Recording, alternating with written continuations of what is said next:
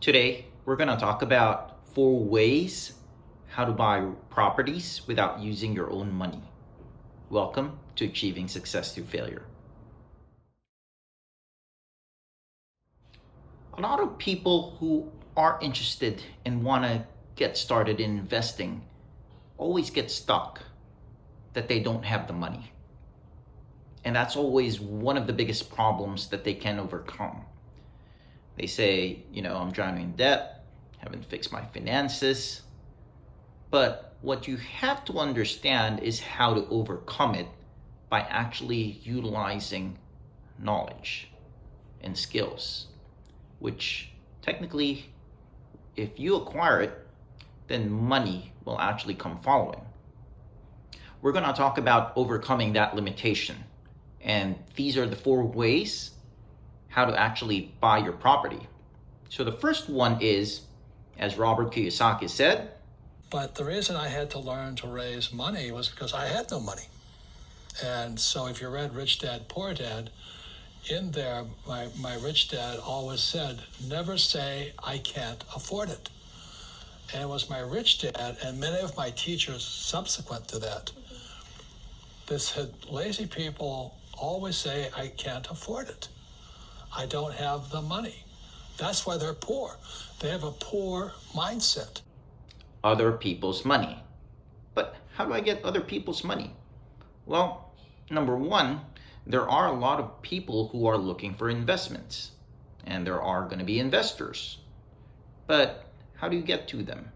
Well, you can use private money lenders or hard money lenders. These are people who are going to give you a loan. But the most important thing is that what you're buying actually will either make cash or cash flow. That means you have to have a very good exit strategy in buying your deal. And from there, most of these people will actually be looking at it, and if they actually lend you the money, that means they have confidence on how you're actually gonna give them and pay them back. So if you take a $200,000 loan at 12% interest rate, you could buy a $150,000 house and spend $50,000 in renovation. And in 2 months in completing the project, you would have accrued $4,000 in interest, giving you a total of $204,000 spent. If the after repair value is $250,000, then the margin is at $46,000 of profit. Or if you refinance it, you could then pay the debt and have equity generated in the property and allow it to cash flow. If the finances aren't what you have to connect with people. As long as you have good deals, a lot of people will be interested in taking part of it. The second aspect is joint venturing. What does joint venturing mean? Well, that means working with other people. If someone has a deal and they don't have the finances to cover it, then they could partner with someone who would pay the finances and then take equity or split the profit. That means you're going to be doing the hard work and being in charge of the deal, while the other person is going to be taking the risk of the finances. And whenever we're talking about doing deals with money on a property, these are going to be putting liens. So liens are then placed on the property. So depending on your exit strategy, which is very important to actually clarify that on paper when you get started, and understanding what your exit is to either flip and then share the profit, and make sure you clearly understand what role each one is playing and how much the difference in percentage is when profits are going to be split, or you're going to be actually doing an equity share on something like a buy and hold for a long-term or a short-term rental. And you should also be cautious that you have a good exit strategy in which when would parties actually agree to have a discussion when they want to sell the property. So that means the person who doesn't have the money can actually do the work, put their skills, and then still make money on a deal even if they don't have the money.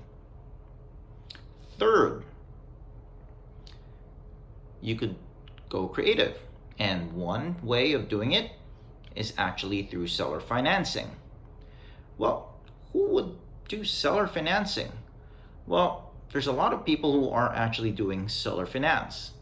And these are properties that are either fully paid or people who have a significant equity which they would want to provide as a loan to them. And depending on how the terms are structured, which is again super important, when terms are structured, that will be basically talking about how the loan is repaid. And how the loan is repaid includes interest rate, the length of time, the upfront money, and if there is a balloon. So if there is a balloon, let's say you put a 15-year balloon on a $100,000 seller finance, then at 15 years, whatever loan is left there, you have to pay it out full. And depending on how you do the deal, you could actually refinance the property at some point in time and take the money out and then pay them out at that point. That would then restructure the loan to a different mortgage. Number 4, doing a subject to deal. I am buying the property at full value of that house, but I'm paying literally $0 for it up front. So I will be the owner of the property. I don't have to go out and get a loan because I simply take his loan, what we call subject to. So I am buying his property subject to the existing mortgage of Wells Fargo. This is something that I learned and am still learning that blew my mind. And to this day, you still have to look for our first property and working with a lot of networks.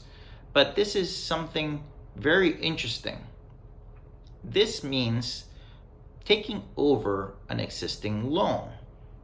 And from there, who would want to have their loans taken over? Well, these are people in distress, people who have pain, people who are suffering foreclosures. And in that aspect, when they can't sell their house because they're in debt and can't pay it off and are about to risk foreclosure, sometimes investors can come in and actually help them out. And in this aspect, by taking over the loan, it actually allows them repayment of their loan and rebuilding of their credit. From there, the investor is able to take charge of the property, use it as an investment property, and either find an exit strategy, either doing a rehab and selling it as a flip, or they can use it as a long-term or short-term rental.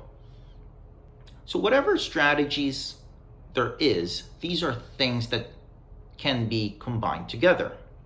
And again, these are things that you have to consider tools in your toolbox.